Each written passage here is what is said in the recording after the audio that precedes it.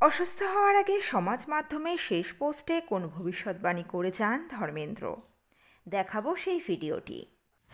तमाम भाई बहनों को, बच्चे बच्चियों को दशहरे की शुभकामनाएं। भगवान आपको लंबी सेहत दे, खुशियां दे। अब नेक बनकर रहे, फिर तो तरक्की ही तरक्की है।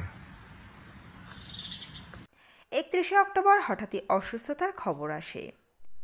তারপর প্রায় 20 দিনের টানাপোড়েন। জন্মদিনের 14 দিন আগে প্রয়াত হলেন অভিনেতা। তার আগে সমাজ মাধ্যমে দিয়ে গেলেন কোন বার্তা?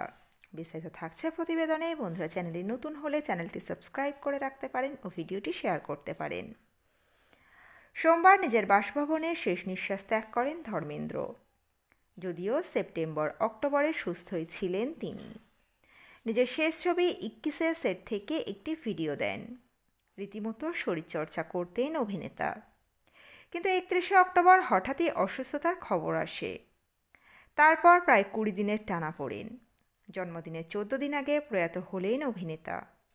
তার আগে সমাজ মাধ্যমে দিয়ে গেলেন কোন বার্তা? বয়স হলেও কখনো বয়সের বোঝা কাঁধে নেননি। সমাজ মাধ্যমে ছিলেন রীতিমতো সক্রিয়। যদিও বেশিরভাগ সময়ে সেখানে কবিতা পাঠ করতেন তিনি, নয়তো নিজের ছবি দিয়ে শায়েরি লিখতেন। সেপ্টেম্বর মাসেও 3টে পোস্ট দেন। এছাড়াও অক্টোবর মাসে 2টো পোস্ট দেন। সেখানেই অভিনেতা সকলের উদ্দেশ্যে দশেরার শুভেচ্ছা জানান। তিনি বলেন, সামনেই নতুন বছর, সকলের উন্নতি হোক, সকলে সুস্থ থাকুন। শোনা যায় মেয়ে ঈশা দেওয়ালের বিবাহ বিচ্ছেদের খবর বেশ পীড়া দিয়েছিল অভিনেতাকে। সম্পর্ক ভাঙার আগে মেয়েকে ভেবে দেখার কথা বলেন তিনি। অভিনেতা রসিক মানুষ ছিলেন। এছাড়াও তার মধ্যে ছিল প্রেমিক সত্তা। তাই সমাজ মাধ্যমে কবিতার মধ্য দিয়ে তার জীবন দর্শনের কথা বলতেন তিনি। গত মাসে অভিনেতা নিজের আসন্ন ছবি 21 ট্রেলারটি পোস্ট করেন।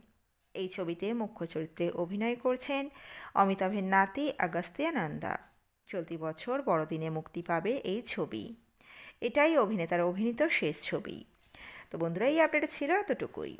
দ্রুত ফিরে আসছি এরকমই নতুন কোনো আপডেট নিয়ে। অজানা গল্প চ্যানেলের সঙ্গে থাকার জন্য সকল দর্শক বন্ধুকে অসংখ্য ধন্যবাদ।